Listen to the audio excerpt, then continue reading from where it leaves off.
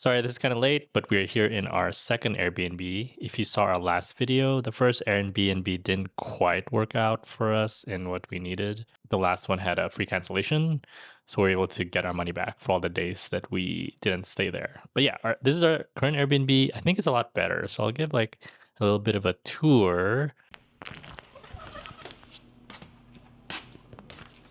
Okay, so you enter and this is pretty much it. There's the kitchen over here. It's a really small kitchen. It's a cute little microwave, stove, and this dishwasher. Literally, like when you open it, see, like it goes all the way up to the oven. So like when the oven's running or when you're loading and unloading the dishwasher, you can't really cross into the kitchen or use the kitchen. Really cool, modern, deep sink.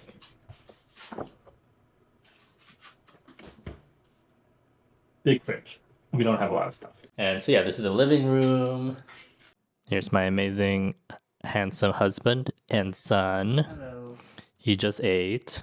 Here's our little pack and play that converts into a little crib.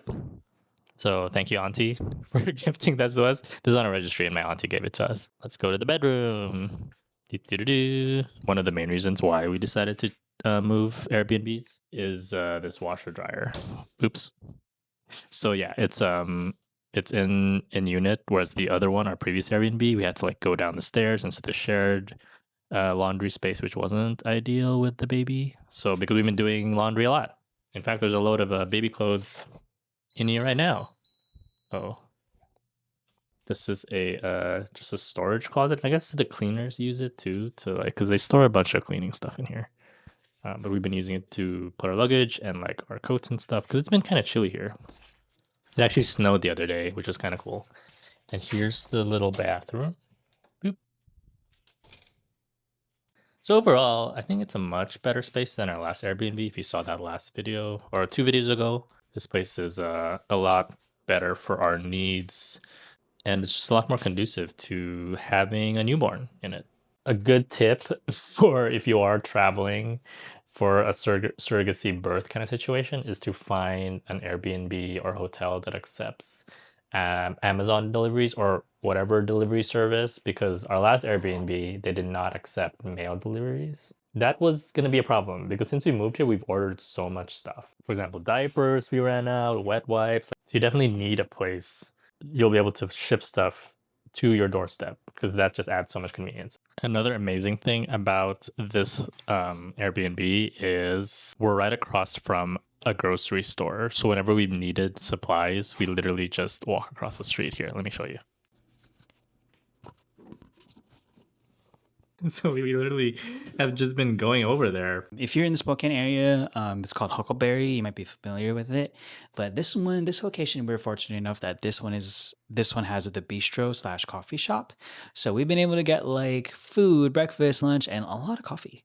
Yeah, it's almost like a mini Whole Foods. There's like a coffee bar, a juice bar. Yeah, you could get like counter service foods or like the hot bar. So there's so many choices. Oh yeah, there's like a daily hot bar. Yeah, and everything is like organic and stuff like that. So kind of like you said, like a mom and pop version of like a Whole Foods. So we've been here for about 2 weeks, and so far it's been pretty good, I think. I think we're really privileged in that we both took off work, are able to take off work, and so we really have this time to just kind of bond with the baby and learn all this little like quirks, and obviously those quirks are probably going to change week to week, but so far it's been really good. Like we've been taking turns. Do you want to talk a little bit about our routine? Yeah, just to make sure that we're getting a decent amount of sleep. He wants to join into the conversation. He's very vocal, actually. When we feed him, he makes all these cute noises. Damn, yeah, it's really adorable. Anyway, to make sure we're getting a decent amount of sleep, we take turns throughout the night of taking like 6. Well, in the beginning it was 6. Now it's like 7 or 8 hour blocks of sleep, and I think like with this new Airbnb, there's that clear separation between the bedroom and like the common area, so that like one person can sleep while the other person watches baby through the night. Yeah, I think it worked out because in general, I'm more of a morning person. And you're definitely more of like That night a owl. yeah, like a For late night person. sure. For sure. Okay, how would you rate your diaper changing skills? It's been about a week, 2 weeks now since we've had him. Oh, I think from the first time I changed a diaper, that was like a 1. But I think I'm like a 10 out of 10 now. I think Oh like wow. I know, I think Perfect. You've changed perfect diapers. I like the way it looks when I change him. I think like it's tidy. The straps go straight across his waist. There hasn't been any like issues of him like I mean not right now. I mean I'm sure it'll happen eventually, but like any like leakage. As a new parent, you're like, oh, I don't know if I'm gonna be good at it. Hmm. But then you do it every day. And then Yeah. just like anything, it just Oh hell becomes yeah. like routine. It's like second nature almost. Going back to like bottles and feeding, the amount of math that we've had to do the past 2 weeks in trying to figure out how much to feed him, how often, If we pre-make X amount of formula, that gives us like X amount of bottle. the math of the times of when formula expires too. Yeah. We've had to learn all that. Once he starts feeding, the formula is only good or the bottle is only good for like an hour. So like once it's past that hour and he's hungry again, you got to get a new bottle. Yeah, Thank you. because of bacterial growth. Okay, because sometimes the doctors would ask like how many ounces, and like we've been measuring in milliliters too. Right. So then we gotta like look at it conversion. Yeah, shout out to Nara Baby, the app. The reason we got it is because I have an iPhone and Christian is an Android, and we needed an app that would Is good for both. So yeah. it's been great. I'm gonna go through our bottle routine right now just to show y'all what's involved. So here's what's involved with making formula. We got a Dr. Brown's formula mixer, which is what a lot of people online suggested. And this is also one of the things we ordered online. Originally, we were just mixing and storing formula in pre-made bottles, and that was taking forever. And we kept having to like wash the bottles over and over. So we bought this formula mixture, which has been like a godsend.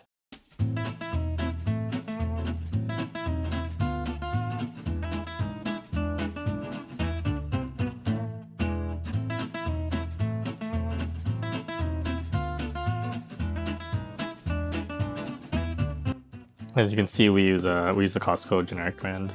We were able to transition, so fingers crossed there hasn't been any issues with him and his stomach. He's been taking it. I know some babies are a little fussier and pickier about what kind of formula, but we brought like 2 buckets of these from Atlanta, hoping that he would take to it, and so far, knock on wood, he seems fine with it. Okay, now that the formula is in the pitcher, you just gotta mix it.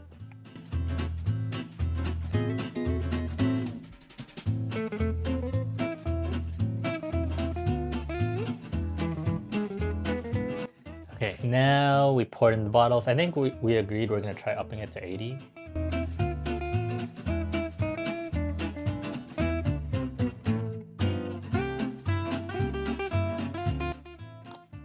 And the reason I'm able to use these is because we did use the dishwasher, so I'm putting it directly from the dishwasher.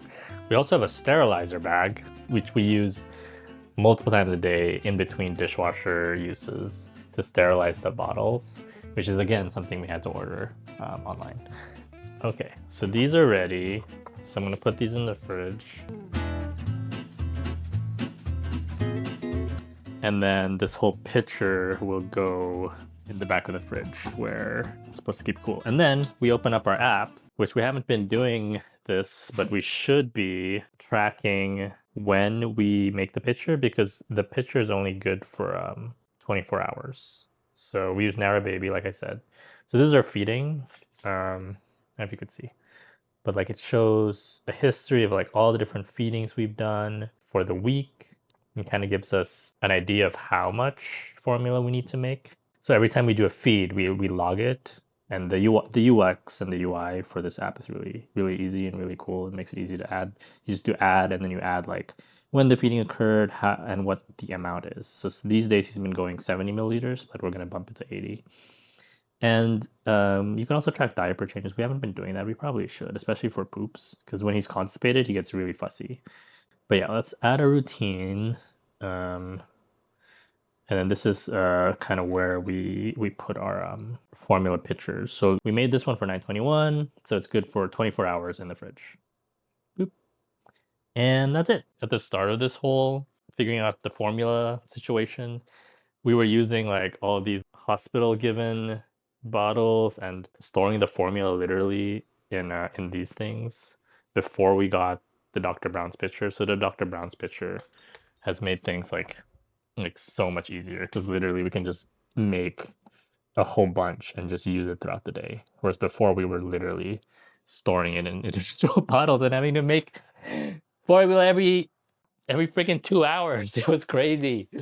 But yeah, I think we have a pretty good routine now. And yeah, hoping to carry this routine back when we go back to Atlanta. It'll probably change and morph, but this is kind of what we're doing right now. Okay, we just finished dinner and we're having dessert. Yeah, I thought we'd talk a little bit about the stuff we've been up to since we've been here. It's mainly been staying in the Airbnb, but we also went to like a couple of doctor's appointments. Oh yeah. So we did the initial one that was maybe like 3 days after he was born, and that was basically like an overall like look at him, I guess.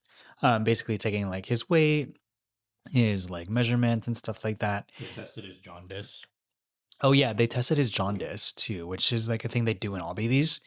And then we got the results from that. He's fine. And then we did a follow up like yesterday for his 2 weeks with the same doctors. By that point, we had a lot of questions about like his feeding habits, also like his umbilical cord. That was still on there. Yeah, because they said it would fall off after 2 weeks, but it's been like 2 weeks and it's still there. But it just fell off today. It just fell off today. Yeah. And then yeah, he's gaining weight, so he seems really healthy. He went from 6 pounds 7 ounces when he was born to, as of yesterday, 7 pounds 6 ounces. Yeah. So Flip from it in reverse. got his birth certificate at the health office. So that was pretty painless. Literally, like I just drove to the Spokane County Health office and I was in and out in like 5-10 minutes. Other than that, yeah, we've just been here with the baby, eating, sleeping, changing his diapers. We have surprisingly had a lot of downtime here, despite how busy we are, quote, with like taking care of baby. And we've been having such a great time. It kind of does feel like a mini vacation in a way where like we're all here as a family. Thankfully, our baby he doesn't have a lot of demands. Yeah, like for example, like our baby does not get fussy when he soils himself, which is weird. He'll cry when he's like hungry or like when we're changing his diaper, and he doesn't like not being in a onesie. We realized like he prefers being like all snug in a onesie, and when he's not in a onesie, he's more fussy. But when he has like a soiled diaper, he just sits in it. And he doesn't. I mean, we change it obviously, like as soon as we notice it. I think overall, knock on wood, he's been pretty chill so far. Hope knock on wood. Hopefully that lasts a few more weeks. Yeah. If not forever. but we'll see. I know that's wishful thinking, but yeah. Yeah, he's a sweet boy. We love him. We really like attached ourselves to him. It's been really nice actually. Yeah. We are expecting some family to come in, and then we're gonna see our surrogate one more time before we leave and her family. I don't know if that'll be on the vlog, but that's gonna be more time we're gonna be spending. So yeah, I think just protect their privacy and just kind of just be in the moment, spend time with them and their family. That's it for now in Airbnb part 2 here in Spokane. Okay, bye.